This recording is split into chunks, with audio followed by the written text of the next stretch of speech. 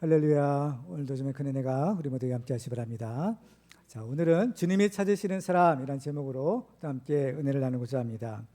자, 오늘은 추수감사절입니다. 추수감사절은 이제 한 해의 추수를 마치고 하나님의 은혜에 감사드리는 날입니다. 근데 추수감사 예배를 드리면서 어떤 분은 나는 올해 추수한 것도 없고 또 어떤 감사한 일도 없다라고 생각하는 분이 혹시 계실지도 모르겠습니다. 그렇지만 추수는 꼭 이게 농작물의 결실만 거두는 것이 추수가 아니라 우리 손으로 수고하고 거두는 모든 것이 다 추수에 해당됩니다. 그리고 더 중요한 것은 우리 손으로 수고하지 않는 것까지 하나님께서 은혜로 다 주셨다라는 겁니다. 그래서 시편 기자는 여호와께 감사하라, 그는 선하시며 그 인자하심이 영원함이로다라고 말했습니다. 따라서 우리가 이 하나님의 은혜에 감사하지 않을 사람이 아무도 없는 것입니다. 오늘 본문에서 보면 예수님이 찾으시는 사람이 있는 것을 발견하게 됩니다. 왜 예수님이 찾으실까요? 그 이유는 바로 복을 주시기 위함인 것입니다. 예수님은 우리에게 복 주시기 위해서 이 땅에 오셨습니다. 우리에게 자기 생명도 주시고 또 하늘의 모든 신령한 복과 땅의 기름진 복을 주시기 위해서 이 땅에 오신 복의 근원이십니다.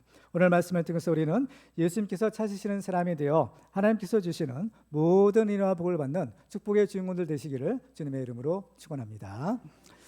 자, 예수님께서 찾으신 사람은 과연 어떤 사람일까요? 첫 번째로는 범사에 감사하는 사람입니다. 오늘 본문의 배경을 보면 11절에서 이렇게 기록하고 있습니다. 예수께서 예루살렘으로 가실 때에 사마리아와 갈릴리 사이로 지나가시다가, 자, 여기서 보면 예수님이 이제 예루살렘으로 가실 때 바로 오늘 본문의 사건이 일어났다라는 것을 우리에게 알려주고 있습니다. 예수님께서 활동하셨던 주된 사역지는 바로 갈릴리 지역이었습니다. 그러니까 이스라엘의 이제 북쪽 지역이죠. 그런데 예수님께서는 지금 이제 갈릴리에서 바로 예루살렘을 향하여 가고 계시는 도중이었던 겁니다. 그러면 왜 예수님이 예루살렘으로 가시는 것일까요? 그 이유는 바로 십자가를 지시기 위함이었습니다. 십자가를 진다라는 것은 죽는 것을 의미하는 것입니다. 그러면 예수님은 죄가 없으신 분인데 왜 십자가를 지고 죽어야만 했을까요? 그 이유는 바로 죽을 우리를 살리기 위해서인 것입니다. 우리를 살리시고 우리에게 영생의 축복을 주시기 위해서 예수님께서 우리를 대신하여 십자가를 지신 것입니다. 마태복음 20장 28절에 보면 주님께서 이렇게 얘기합니다. 같이 읽어볼까요? 시작. 인자가 온 것은 섬김을 받으려 함이 아니라 도리어 섬기려 하고 자기의 목숨을 많은 사람의 대속물로 주려 함이니라. 아멘. 오늘 본문은 바로 이 사실을 먼저 우리에게 알려주고 있는 것입니다. 예수님께서 우리를 살리려고 그 십자가를 지고 가시는 도중에 바로 그 10명의 문둥병자를 고치는 일을 하신 것입니다. 이렇게 예수님이 예루살렘에 가던 도중에 누구를 만나는데 누구를 만났을까요? 바로 오늘 12절에 이렇게 기록합니다. 한 마을에 들어가시니 나병 환자 10명이 예수를 만나 멀리 서서라고 기록합니다. 이 사마리아와 갈릴리 사이에 있는 마을을 지나가시는데 그 마을에 들어가시기 전에 먼저 아마 그 입구에 있었던 10명의 나병 환자들을 만나신 겁니다. 이 나병 환자들은 마을 안에 살 수 없었기 때문에 그들은 아마 마을 바깥쪽에 있다가 예수님을 만났을 것으로 생각이 됩니다. 오늘 본문에 보면 나병 환자들이 예수님을 만났다라고 했죠. 그렇지만 사실은 예수님이 그들을 만나시기 위하여 그 마을을 찾아오신 것입니다. 그러면 예수님께서 만나러 오신 그 나병 환자들, 그죠? 그 사람들은 과연 어떤 사람이었는가? 이제 나중에 밝혀지는 사실이지만 10명의 이제 나병 환자들이 있었는데 그 중에 9은 유대인이었고 그 중에 1명은 사마리아인이었다라고 밝히고 있습니다. 유대인과 사마리아인이요. 평소에 이제 유대인과 사마리아 사람 사이는 결코 좋은 관계가 아니었던 겁니다. 유대인들은 사마리아 사람들을 멸시했고 또 이 사마리아 사람들은 그러한 유대인들을 미워했던 것이 바로 유대인과 사마리아 사람 사이의 관계였던 것입니다. 그래서 유대인들은 아예 사마리아 사람들과는 상종하지 않으려고 했어요. 그래서 어쩔 수 없이 그 사마리아 지역을 통과할 때도요, 그 사마리아 마을에서 멀리 떨어진 곳으로 일부러 빙 둘러서 이렇게 길을 갔던 것이 그 당시의 상황이었던 것입니다. 그런데 중요한 변화가 있었어요. 막상 이제 그들이 문둥병에 걸리고 나니까 너는 사마리아 사람이고 나는 유대인이라는 그런 차별이 아무런 의미가 없다라는 사실을 깨닫게 된 것입니다. 그들은 너나 나나 모두 문둥병에 걸려서 죽을 날만 기다리는 불쌍한 사람이다라는 그러한 마음으로 그들은 같이 모여 살게 되었던 것입니다. 아이러니하게도 최악의 인간 조건이 그토록 높은 인간 차별의 그러한 장벽을 허물어 버린 일이 있었던 겁니다. 그들의 공통점은 뭐예요? 다 문둥병에 걸렸다라는 겁니다. 그 당시만 해도 문둥병이라고 하는 나병은 사람의 의술로는 고칠 수가 없는 그런 불치병이었습니다. 성경에도 보면 나병은 하나님의 저주를 받아 생기는 천형으로 여겼던 병이기도 합니다. 나병은 또한 전염성이 있었기 때문에 일단 이 병에 걸리게 되면 사랑하는 가족과 이웃에게서 떨어져서 그 격리된 곳에서 살아야만 했던 것입니다. 참 이렇게 참 불쌍한 사람들이 아닐 수가 없는 거죠. 우리나라에도 보면 이 소록도에 그 나병 환자들이 모여 사는 것을 보게 됩니다. 그런데요, 한번 이런 생각을 한번 해봤으면 어떨까라는 생각입니다. 만약에 우리가 이런 병에 걸렸다. 만약 우리가 이런 병에 걸렸다면 어떻게 할까? 그 사람들도 자기가 원해서 그런 병에 걸린 것은 절대로 아니었을 것입니다. 그렇죠? 어떻게 하다 보니까 그 병에 걸리게 된 것이에요. 아마 너무 끔찍하기 때문에 아예 생각조차 하기가 싫은 것이 바로 이 부분입니다. 근데 사실 영적인 눈으로 이것을 보면요, 이 나병 환자들은 사실 우리의 모습이고요, 우리의 자화상인 겁니다. 왜냐하면 죄로 인해서 어때요?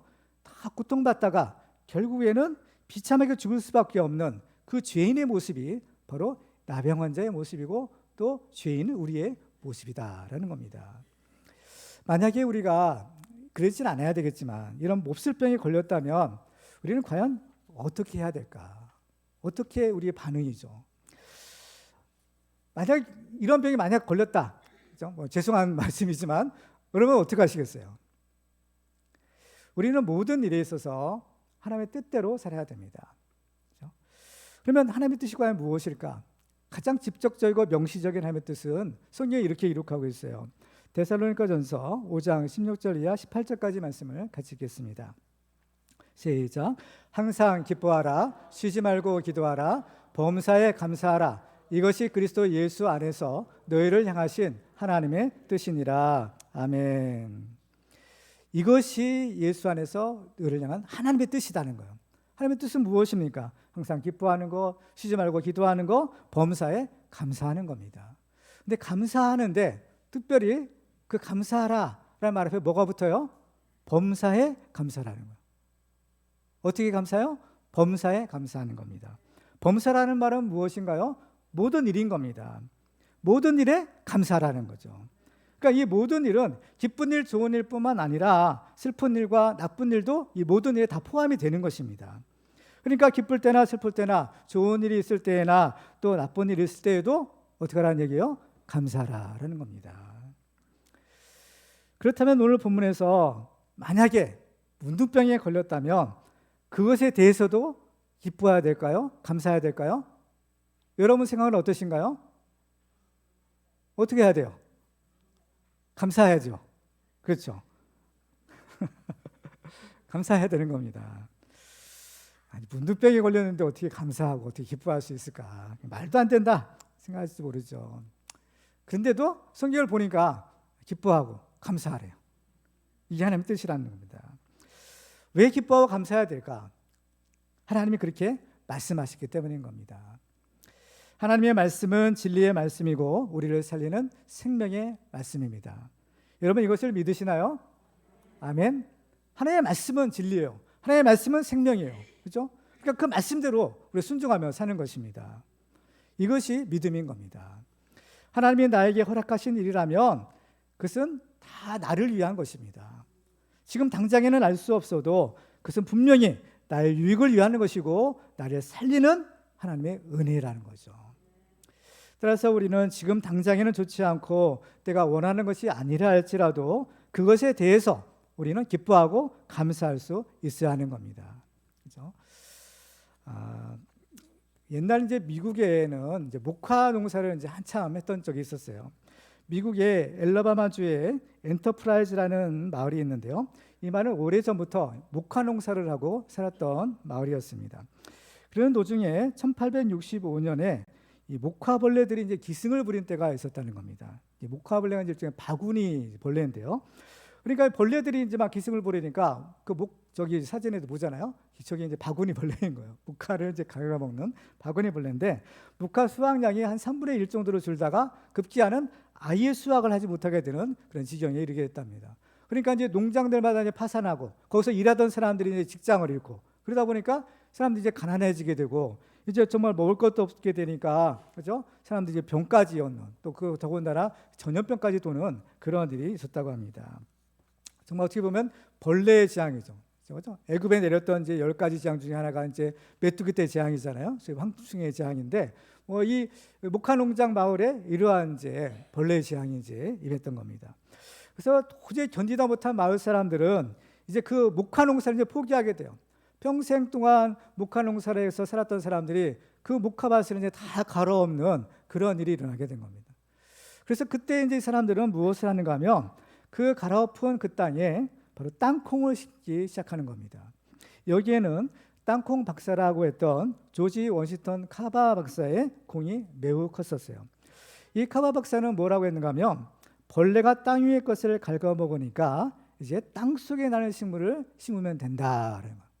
목화가 이제 위에 이제 꽃이 피는 거죠. 그러니까 벌레가 그것을 이제 먹으니까 이 벌레가 먹지 못하는 땅 속에 나는 열매들, 그 작물을 심으면 된다는 거. 그래서 그게 뭐냐? 땅콩이었다는 겁니다. 그렇죠? 그래서 이제 땅콩은 참 신기하게도 이런 산성화된 토지를 이제 중성화시키는 그렇죠? 그러한 이제 작용도 해가지고 그 황폐해진 토지도까지도 아주 비옥한 토지로 만드는 그런 효과가 있었다고 합니다. 그래서 이제 그 마을은 미국 최대의 이제 땅콩 산지가 이제 되었던 거, 아주 유명한 마을이 되었는데, 근데 참 설상가상으로 이제 시간이 이제 좀 흐르다 보니까 이제 많은 이제 그 화학 제품들이 나오잖아요. 화학 제품으로 된 옷감들이 좋은 옷감들이 나와서 이제 굳이 면으로 된 옷감들이 이제 많이 필요가 없어지게 되는 겁니다. 그러니까 결과적으로 미국의 이제 목화 산업이 완전히 이제 망하게 된 거예요. 그런데 이 마을은 어떤가요? 이미 한 차례 홍역을 치렀기 때문에 그렇죠? 이 마을 사람들은 아무런 걱정이 없게 되었다라는 것입니다. 그래서 1919년도에 그 마을 사람들이 그 목화벌레를 기리는 기념탑을 세우게 되는 겁니다. 그렇죠? 그래서 이 탑에는 무슨 문구가 있는가 하면 우리는 목화를 갉아먹었던 바구미에게 깊은 감사를 표한다. 이 바구미는 우리에게 번영의 계기를 주었고 하면 된다는 신념을 주었다.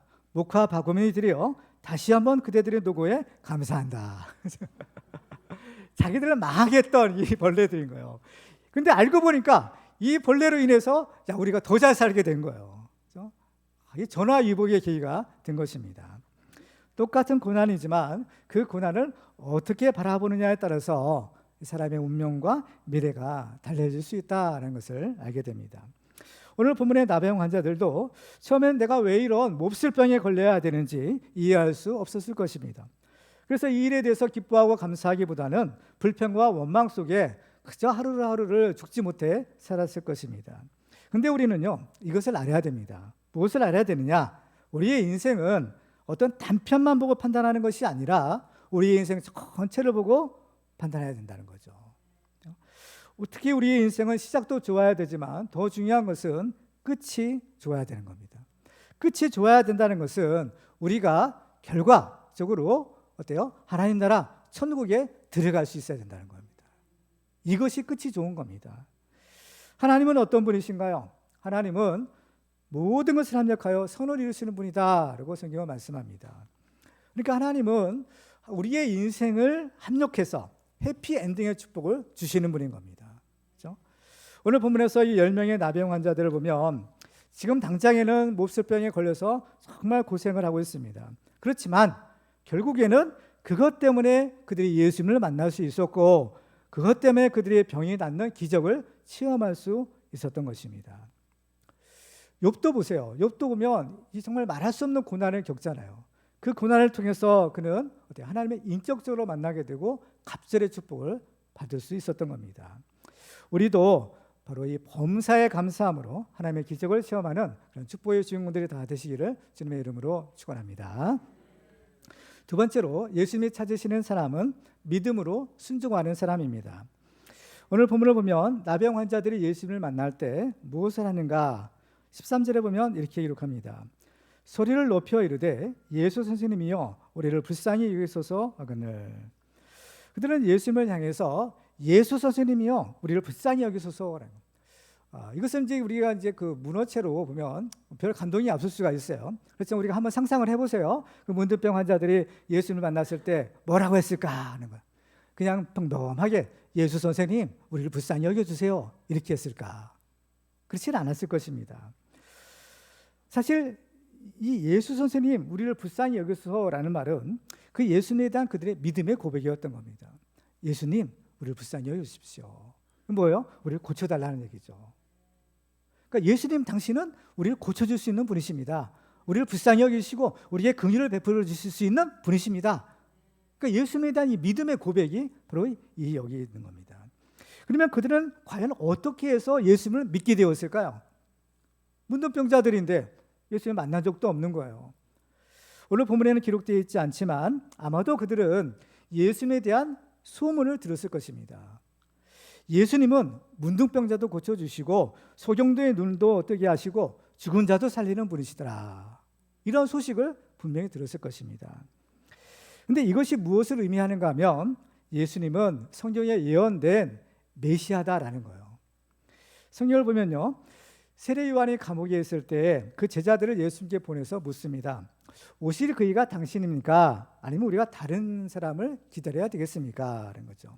그러니까 예수님이 말씀하세요. 야, 너희들이 가서 너희들이 보고 들은 것을 요한에게 알려주거라. 그러면서 이렇게 말씀해요. 마태복음 11장 5절을 같이 읽어볼까요? 시작.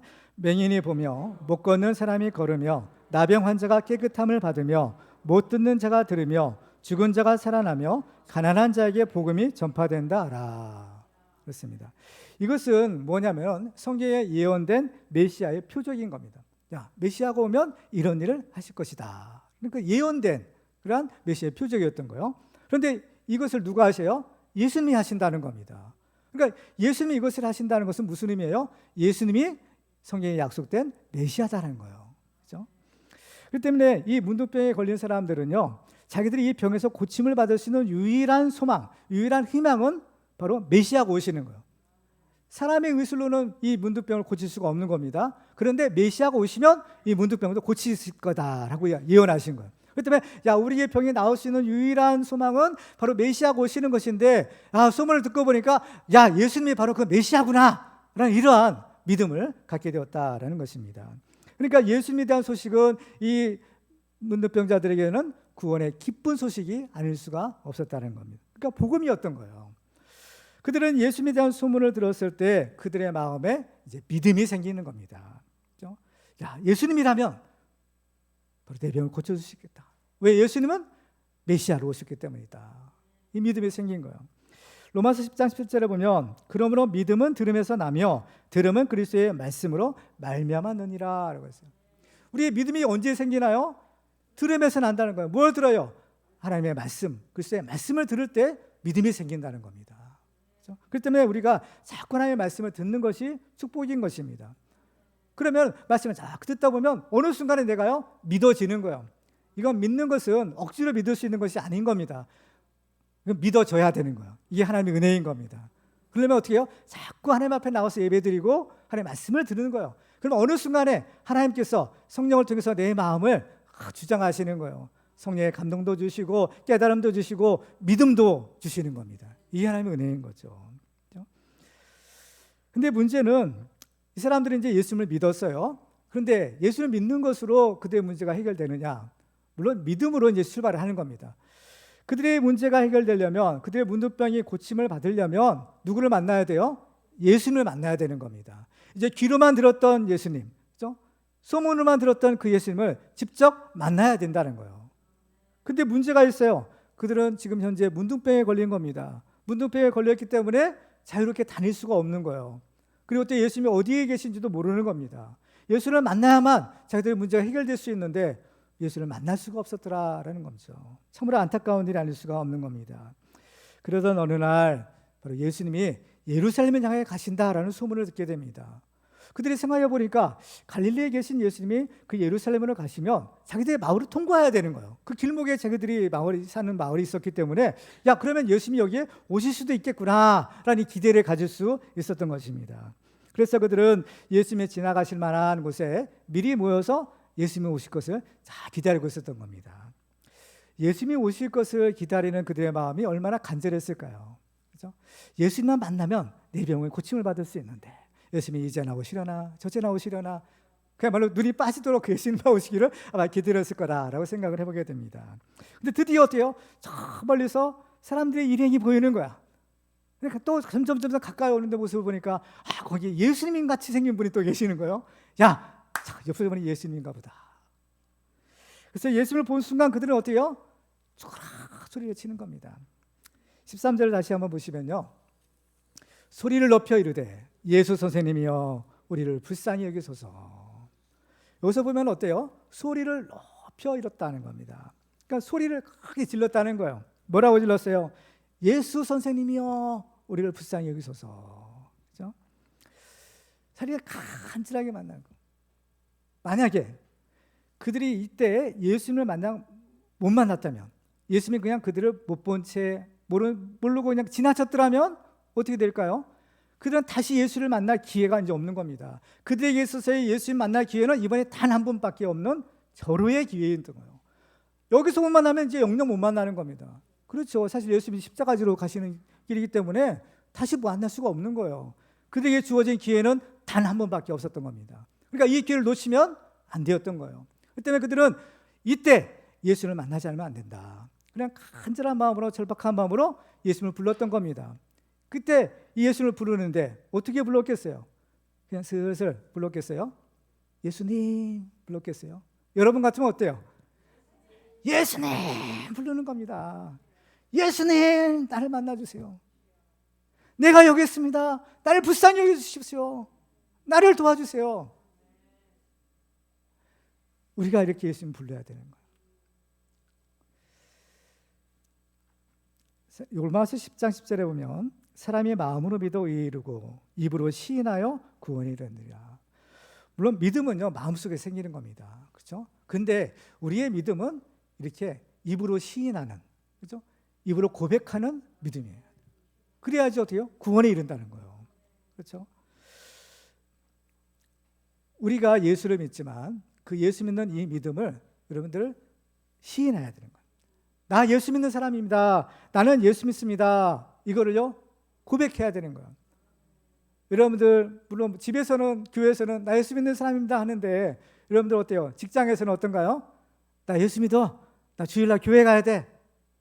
당당하게 말할 수 있나요? 말하셔야 되는 거예요. 말하시기 바랍니다. 그렇죠? 근데 가장 확실한 우리의 믿음의 고백이 있는데 그게 뭐냐면은 전도하는 겁니다. 전도예요. 그래서 우리는 우리의 믿음을 입술로만 고백하는 것이 아니라 또 우리 삶으로도 고백해야 되는 거예요. 그렇죠? 예수님의 삶의 증거가 있어야 되는 거죠.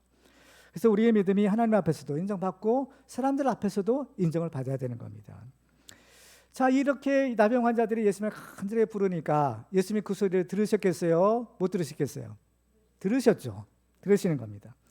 자, 14절을 보시면 보시고 이르시되 가서 제자들에게 너희 몸을 보이라 하셨더니 그들이 가다가 깨끗함을 받은지라.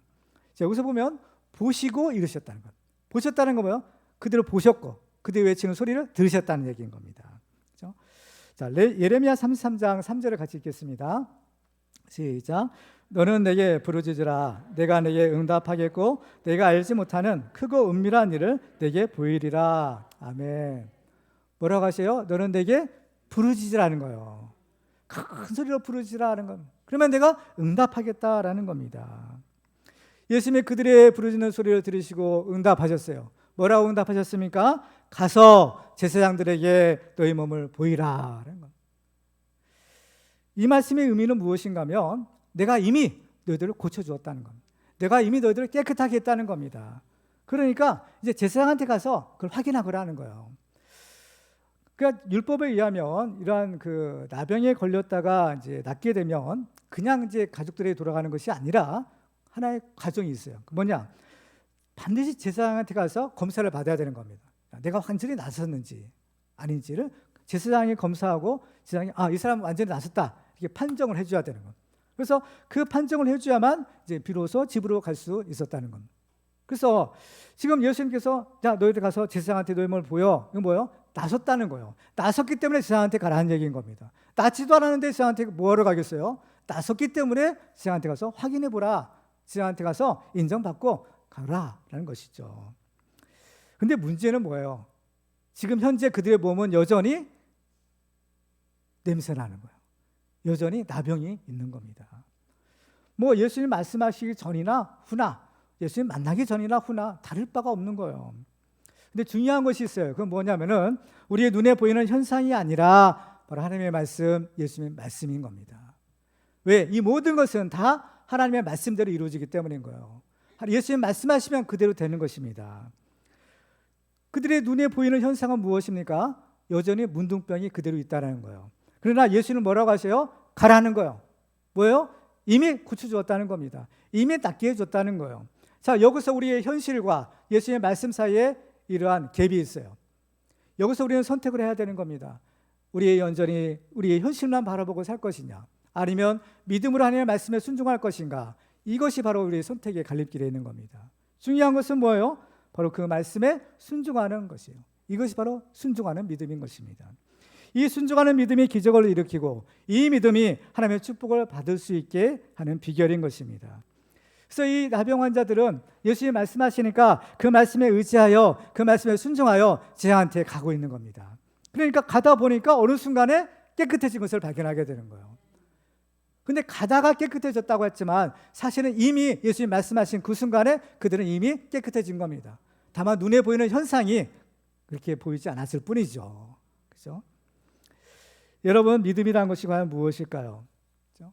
우리가 믿잖아요. 하나님 믿습니다. 예수님 믿습니다. 우리 신앙생활 하는 겁니다. 과연 믿음이 무엇이냐라는 것. 이 믿음이라는 것은 아직 이루어지지 않는 장래일을 우리가 내다보고 그 미래를 오늘에 앞당겨서 사는 것이 믿음인 거예요. 자, 히브리서 11장 1절로 3절 말씀을 같이 읽겠습니다. 시작. 믿음은 바라는 것들의 실상이요 보이지 않는 것들의 증거니 선진들이 이로써 증거를 얻었느니라. 믿음으로 모든 세계가 하나님의 말씀으로 지어진 줄을 우리가 아나니 보이는 것은 나타난 것으로 말미암아 된 것이 아니니라. 아멘. 믿음은 바라는 것들의 실상이래요. 바라는 것들은 언제요? 지금이 아니라 앞으로 이루어질 일이죠. 미래의 소망에 관한 이야기인 것입니다. 바라는 것들의 실상은 이루어진 거예요, 이미. 그러니까 우리가 믿음의 대상이라는 것은 뭐냐? 하나님이시고 또 우리가 바라는 것은 뭐냐? 지금 현재가 아니라 미래에 이루어질 일들이잖아요. 궁극적으로 우리의 미래의 일들이 뭐예요? 하나님 나라 천국인 거예요. 천국이죠. 근데 믿음으로 사는 사람들은 어떠냐? 그 장래에 이루어질 일들, 이미 우리가 천국에 간 거예요. 천국에서의 삶을 앞당기는 거예요. 오늘에 앞당겨서 오늘을 천국으로 살면 사는 겁니다. 그래서 예수님 말씀하시잖아요. 하나님 나라는 여기 있다 저기 있다 못하리니 하나님 나라는 어디에 있어요? 너희 안에 있다는 거예요. 예수를 믿는 성도들은 너희 마음 가운데 너희 안에 있다는 거예요. 그러니까 예수 믿는 사람들은 어때요? 물론 죽어서도 천국에 가지만 오늘을 바로 이 시간에 살아갈 때도 하나님 나라의 천국을 누리며 사는 겁니다. 하나님은 어제나 오늘이나 영원토록 변함없으시다고 했어요. 하나님은 시간과 공간을 초월하시는 분인 겁니다. 그 하나님의 입장에서 보면 우리는 어때? 지금 현재를 살지만 앞으로 미래에 우리가 어디에 있을 거예요? 하나님 나라 천국에 있는 겁니다. 그렇죠? 그래서 우리 믿음은 그것을 바라보고 그 믿음으로 그 미래에 이루어질 일들을 어때요? 오늘에 끌고 와서 오늘의 하나님 나라 천국의 삶을 누리는 거죠. 그렇기 때문에 이 믿음이 있는 사람만이 항상 기뻐하며 범사에 감사할 수 있는 겁니다. 오늘만 바라보면 어떻게 감사하겠어요? 오늘만 바라보면 어떻게 기뻐하겠어요? 여러분은 하나님을 믿으시나요? 정말 하나님 믿으십니까? 항상 기뻐하시기 바랍니다. 범사에 감사하시기 바랍니다. 바로 이것이 믿음의 증거예요. 우리가 믿습니다 말만 하는 것이 아니라 정말 내가 믿는다면 믿음의 증거가 뭐예요? 항상 기뻐하고 범사에 감사하는 겁니다. 이게 믿음의 증거인 거죠. 예수님은 누구를 찾으실까요? 예수님은 믿음 있는 사람을 찾으신다고 했습니다. 왜 찾으셔요? 복 주시기 위해서 찾으신다고 했어요. 예수님은 우리의 모든 문제를 해결해 주시기 위해서, 우리의 복 주시기 위해서 우리를 찾으시는 거예요. 예수님이 성경을 보면 병든 사람들 뭐 이런 사람들 고쳐줄 때 확인해 보는 것이 하나 있어요. 뭘 확인해 봐요? 이 사람 돈이 얼마나 있는가 이게 아니라 뭘 확인하세요? 믿음이 있는가? 믿음이 있는가? 구원 얻는 믿음이 있는가? 병 고칠 만한 믿음이 있는가? 이걸 확인하고 예수님께서 고쳐주시는 겁니다. 하나님이 주시는 복을 받으려면 반드시 믿음이 필요한 겁니다. 왜? 이 믿음이란 것은 하나님이 주신 축복을 담는 일종의 그릇과도 같은 것이기 때문인 거예요. 그렇기 때문에 우리는 이 믿음의 그릇이 준비되어 있어야만 하나님이 주시는 복을 받을 수 있고 이것이 내 것으로 삼을 수 있는 겁니다. 믿음이 없다면 아무리 하나님께서 복을 주셔도 그렇죠? 그걸 다 흘려보냈기 때문에 내 것이 될 수 없는 거예요. 똑같이 하나님이 은혜 주시죠. 똑같이 하나님이 축복을 주시지만 어떤 사람은 그걸 받는 사람이 있고 어떤 사람은 그걸 흘려보내는 사람이 있어요. 무슨 차이인가요? 믿음의 차이인 겁니다. 우리는 믿음으로 부르짖고 믿음으로 말씀에 순종함으로 하나님의 기적을 체험하는 축복의 증언들 되시기를 주님의 이름으로 축원합니다. 마지막으로 예수님께서 찾으시는 사람은 감사로 예배드리는 사람입니다. 이 불치병이 문둥병에서 고침을 받은 사람은 모두 몇 사람이라고 했어요? 10사람이라고 했죠. 그렇죠? 근데 고침을 받고 나서 이 사람들은 과연 무엇을 했을까? 그렇죠? 자, 오늘 보면 15절과 16절 보시면 이렇게 기록합니다. 우리 같이 한번 읽어볼까요? 시작. 그 중에 한 사람이 자기가 나은 것을 보고 큰 소리로 하나님께 영광을 돌리며 돌아와 예수의 발 아래에 엎드려 감사하니 그는 사마리아 사람이라. 아멘. 자, 이것은 이제 뭐냐? 기적을 체험한 이후에 어떻게 했느냐는 겁니다. 우리는 기적을 체험하는 것도 중요하지만 더 중요한 것은 뭐냐? 기적 이후에 애프터 미라클인 거예요. 그렇죠? 제사장으로 가던 그 10명이 다 나음을 받게 되는 겁니다. 근데 그 중에 한 사람만 예수님께 돌아와 감사를 드려요. 근데 이 사람이 감사드리는 모습을 보면 큰 소리로 하나님께 영광을 돌리며 돌아와 예수의 발 아래에 엎드려 감사하니. 이 모습은 뭐냐면은 하나님께 경배드리는 모습인 겁니다. 이건 사람에게 감사하는 모습이 아니라 하나님께 예배드리고 하나님께 경배드릴 때 이런 모습인 거예요. 그러니까 이 사람은 지금 예수님을 누구로 아는 거예요? 하나님으로, 하나님의 아들로 알고 경배했다는 거예요. 우리가 기적을 체험하는 것보다 더 중요한 것이 있습니다. 그 뭐냐? 그 기적을 일으키는 분이 누구냐는 거예요. 그 예수님이 누구냐는 거예요. 그 예수님이 누구세요? 하나님의 아들이라는 겁니다. 하나님이시라는 거예요. 기적보다 더 중요한 것이 이것인 거예요. 그 문둥병자, 고침을 받은 이 사마리아 사람은 자기가 이 병의 깨끗함을 나았을 때 깨달은 것이 있어요. 나를 고쳐주신 그 예수님이 누굴까? 그들은 이미 메시아라는 그런 믿음을 가지고 있었지만 그들은 자기가 이 체험을 하고 나니까 이 기적을 체험하니까 그분이 확실하게 예수님은 메시아구나, 하나님의 아들이시구나, 이게 깨달음이 있었던 거예요. 이 깨달음이 있을 때 이 사람이 뭘 했어요? 즉시로 예수님께 와서 경배드리는 겁니다. 뭐요? 하나님 앞에 예배드리는 거예요. 우리가 하나님의 은혜를 받았으면 반드시 그 은혜에 감사를 드려야 됩니다. 우리가 지금 이제 추수감사절이잖아요. 감사로 예배드리는 거예요. 왜 우리가 이게 감사하는 것이 중요하냐? 이 감사는 하나님이 주신 축복을 나의 것으로 확정하는 행위이기 때문인 거예요. 하나님이 주신 은혜가 참된 은혜가 되고 하나님이 주신 축복이 참된 나의 것이 되려면 이 감사의 도장을 찍어야 된다는 겁니다. 도장은 뭐예요? 소유를 확정하는 행위잖아요. 인감도장 여러분들 아시죠? 인감도장 중요한 일에 쓰는 도장인데 보면은 집문서, 여러분들 집 가지고 계시고 또 땅 가지고 계신 분은 어때요? 집문서, 땅문서가 있잖아요. 집문서, 땅문서에 도장을 찍어요. 누구 도장을 찍어요? 내 도장을 찍는 거예요. 인감도장을 찍는 겁니다. 그래야만 그것이 내 것이 되는 거예요. 도장이 없으면, 도장이 찍히지 않으면 아무리 내가 그 집에 살고 있고 아무리 내가 그 땅을 일구어 먹고 살다 하더라도 그 땅이 내 것이 아닌 거예요. 그냥 잠시 빌려서 사용하고 있을 뿐이지, 그죠? 예를 들면 전세살이 하는 거예요. 월세살이 하는 겁니다. 자가가 아니에요, 그죠?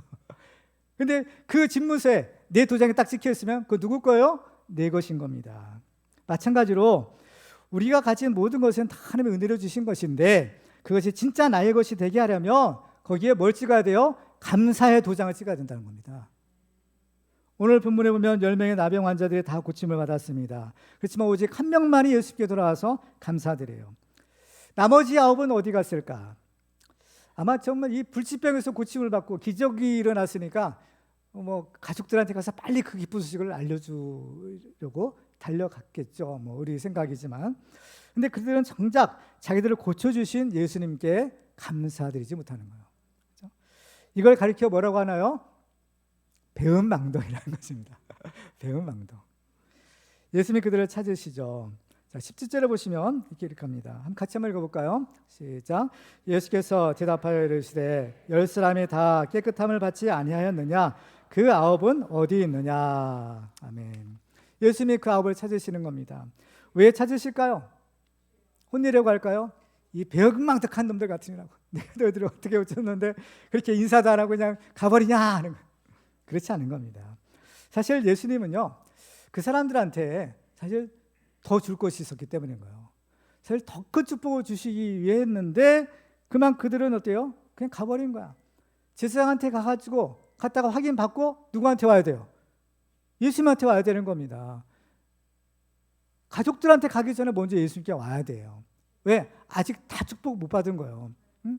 물론 문둥병에서 고침받은 거 엄청난 기적이고 축복이죠. 근데 이거보다 더 큰 축복이 있더라는 거예요. 이걸 받아야 되는 거예요. 이게 진짜인 겁니다. 그렇죠?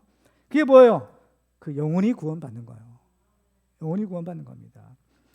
문둥병에서 고침을 받아도 그 사람은 어때요? 결국에는 죽는 거예요. 그렇죠?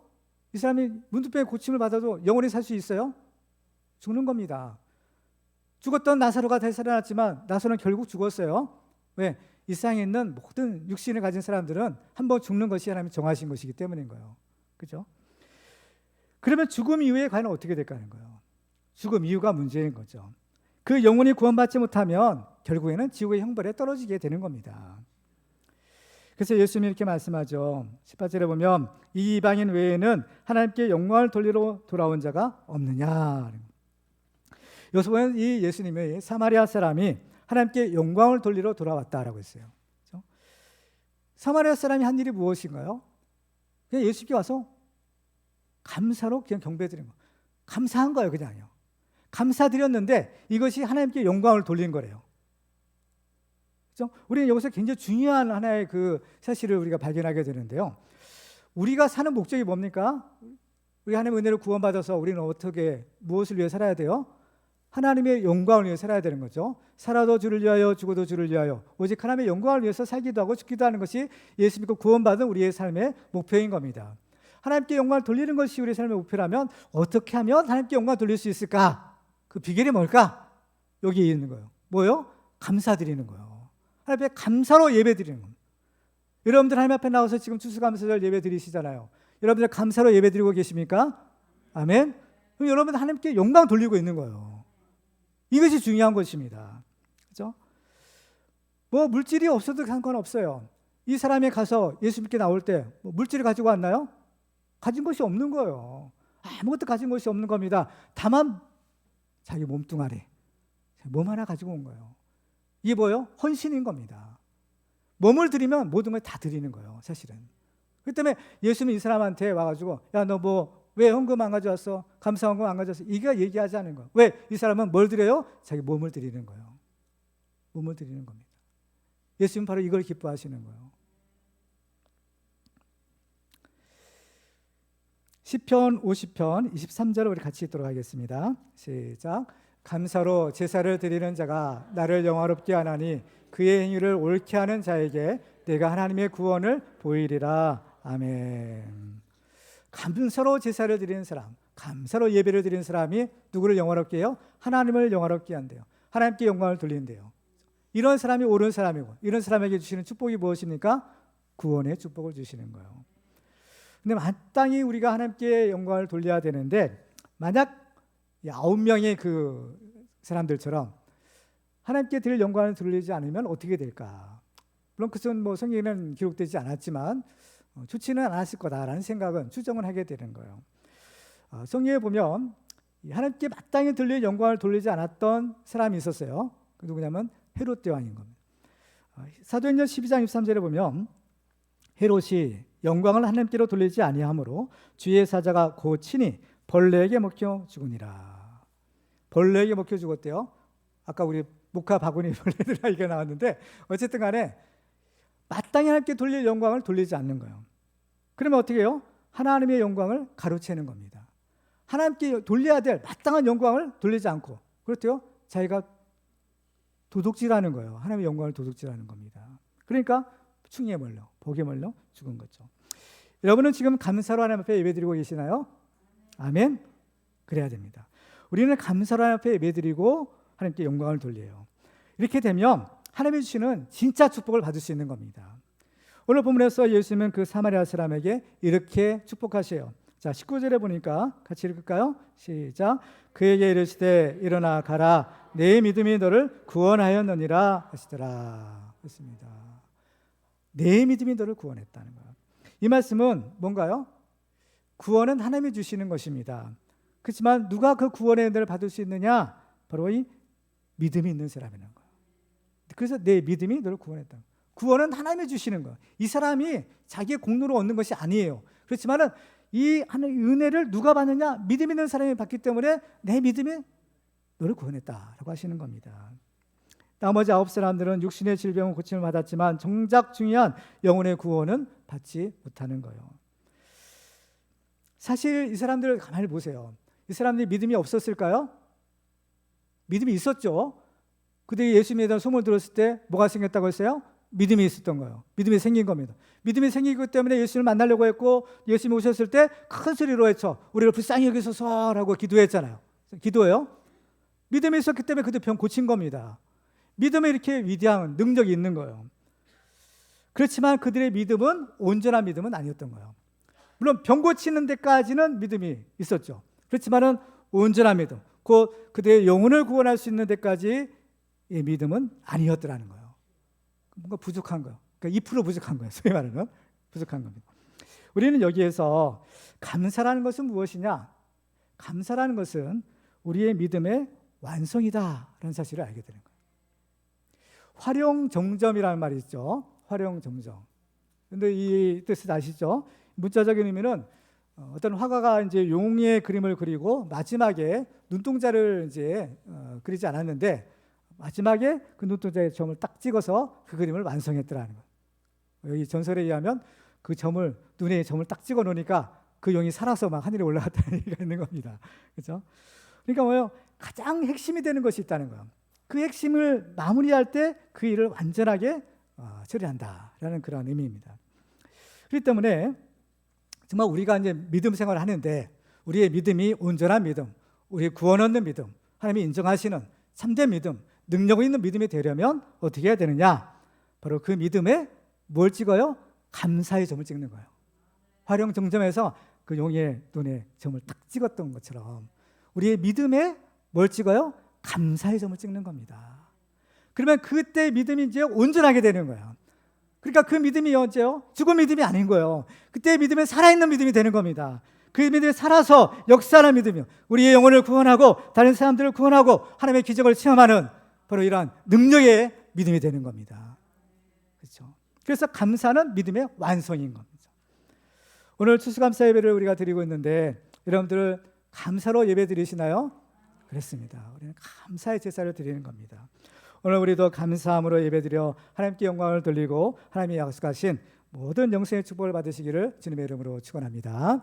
말씀을 맺겠습니다. 오늘 우리는 예수님이 찾으시는 사람이 누구인지, 예수님이 복주시기에 찾는 사람이 누구인지를 살펴보았습니다. 우리는 범사에 감사하고 믿음으로 말씀에 순종해서 하나님의 기적을 체험하고 감사로 예배드려 하나님께 영광을 돌리는 축복의 주인공들이 다 되시기를 주님의 이름으로 축원합니다. 기도하시겠습니다. 오늘 주신 말씀 우리가 기억하면서 우리 간절하게 우리 동성으로 기도하도록 하겠습니다.